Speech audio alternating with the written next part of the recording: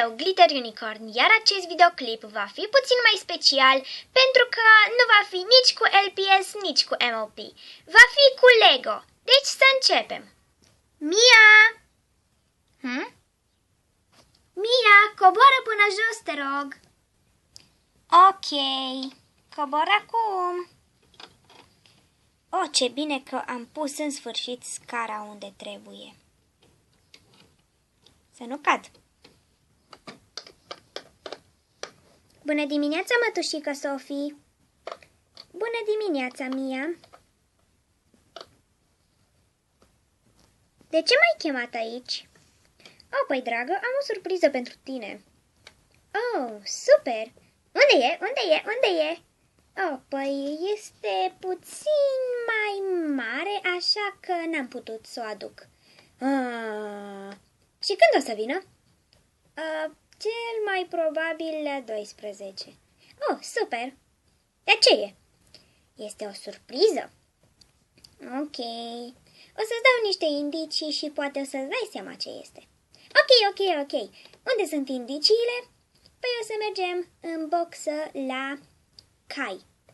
La cal, pentru că deocamdată avem doar unul. Deocamdată? Ei, nu are nicio legătură.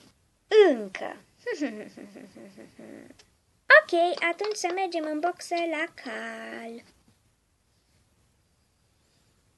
Bun, ce ți se pare schimbat aici? Oh, păi, văd o boxă nouă. Și wow, ce șa frumoasă! Ai luat-o pentru ninja? Nu. Ia ghici, pentru cine e? Păi alt căluț nu mai avem, ai uitat? Și Mia, nu putem cumpăra un căluț? Oh, m-am prins! Vrei să-mi spui că mi-ai luat o vacă, nu-i așa? Nu. Of, atunci ce mi-ai luat? Mia, pentru ce este boxa și șaua? Pentru cal. Și ce? Încă nu te-ai prins? Ți-am luat un cal!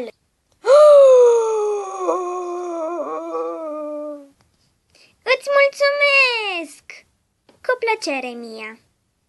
Nu credeam că o să primesc vreodată un cal și să fie doar al meu.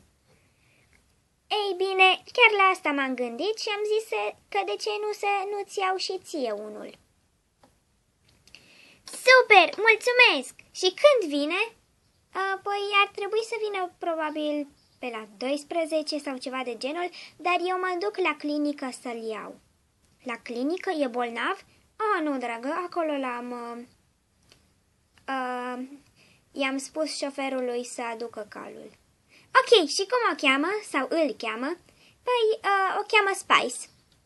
Așa mi-au spus cei de la... Herghelia de cai că o cheamă Spice. Ok, super! De-abia aștept să o cunosc. Și eu de-abia aștept. Până atunci, dă-i de mâncare lui Ninja, că eu mă duc să îmi pregătesc lucrurile ca să mă duc să iau calul. Ok, prea bine, Ninja, ți-e foame? La 12. Mătușică, nu te duci să o iei pe Spice? Ba da, Mia, imediat! Peste 5 minute. Mătușică, este 12 și 5 minute și tu nu te-ai dus să o iei pe Spice. Bine, Mia, mă duc imediat. Și imediatul ăsta când o să fie? Pa, Mia, mă duc să o iau pe Spice. Ce faci acolo? Păi, o aștept pe Spice. Au. Ești ok? Cazi de prea multe ori. Da, sunt foarte bine. Ok. Da, deci mă duc să iau pe Spice. Poți să vin și eu cu tine? Nu. De ce? De-aia. Am crezut că am dat apa pe jos, dar n-am dat-o. Mă rog, ai grijă de Ninja și dă-i de mâncare. Of, bine. De-abia aștept să vină Spice! La! N-a fost o idee bună să-i spun că iau un cal. Se pare că a sosit mașina. Îmi puteți da calul? Sigur. Ok, dar... l-am găsit. Mulțumesc! Cu plăcere, la revedere! Haide, fetiță, să mergem acasă. Ne-ați dat și o păturică? Da, este din partea firmei. Super, mulțumim! O să explodez dacă nu ajunge acum. O să stau cu capul pe geam afară ca să știu dacă au sosit. Hei, lume! Mia, am ajuns! Nu încercați asta niciodată. Unde-i calul? Unde-i calul? E în spate. Bine, vreau să-l văd. Bună, fetiță! Ce drăguță ești! Mulțumesc, mătușică Sofie! Cu plăcere! Este așa de simpatică! Și, Mia, mi-au dat o păturică din asta roz. De care? Din asta. Wow, ce super este! Și i-au pus și un accesoriu din acesta cu fundiță. Așa se pare, dar e chiar simpatic accesoriul ăla. Îți place, fetiță, aici? Ei bine, nu vorbesc eu limba cailor, dar mi s-a părut că a spus da! Prea bine, Mia, sper că ești fericită. Foarte, nu sunt fericită, sunt extra mega ultra fericită! Mulțumesc încă o dată, cu plăcere.